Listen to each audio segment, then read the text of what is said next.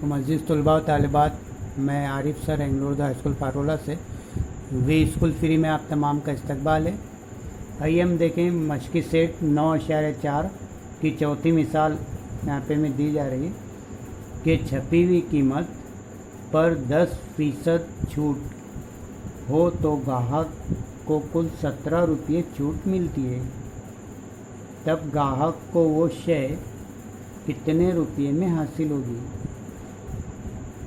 यानी किसी चीज़ पर जो छपी हुई कीमत पर 10% छूट ग्राहक को हासिल होती है और वो कुल 17 रुपये बनती है, तब ग्राहक को वो शय कितने रुपये में हासिल होगी। ये मालूम करने के लिए दर्ज झील खाली चौकोनों में मुनासिब आदाद लिखकर अमली काम मुकम्मल कीजिए। तो इसको हम इस तरह से करेंगे, फ़र्ज़ करने के तरीके से। फ़र्ज़ कीजिए शय की छपी हुई कीमत 100 रुपये है।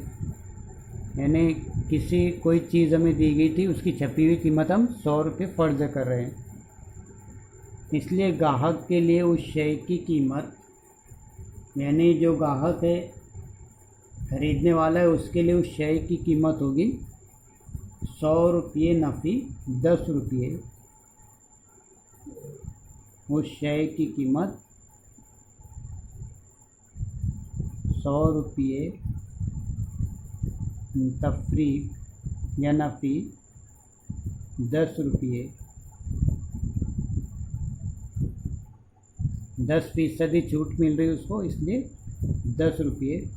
100 में से 10 निकाले तो कितना बचता है, 90 है ना, 90 रुपये।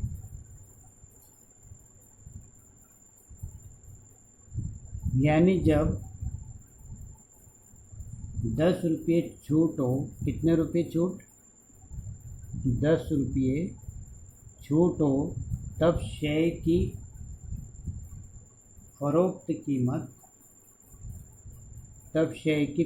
कीमत कितने रुपये आ रही, 90 रुपये होगी। फ़र्ज़ कीजिए जब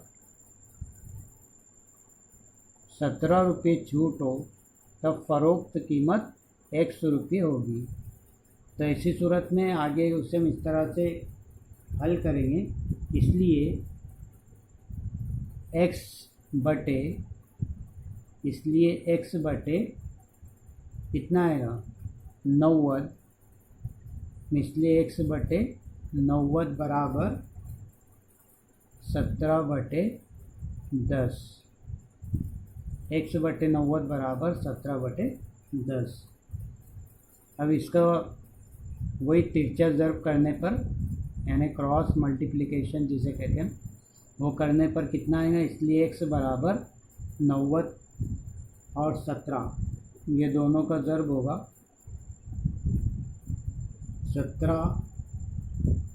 इसलिए x बराबर 17 ज़र्ब 90/10। तो ये 10 का एक सिफर और 90 का सिफर कैंसिल हो जाएगा। 17 ज़र्ब 9 यानी 153, 153। इसलिए ग्राहक को शय 153 रुपये में मिलेगी। यानी कस्टमर को चीज़ जो है 153 रुपये में हासिल होगी।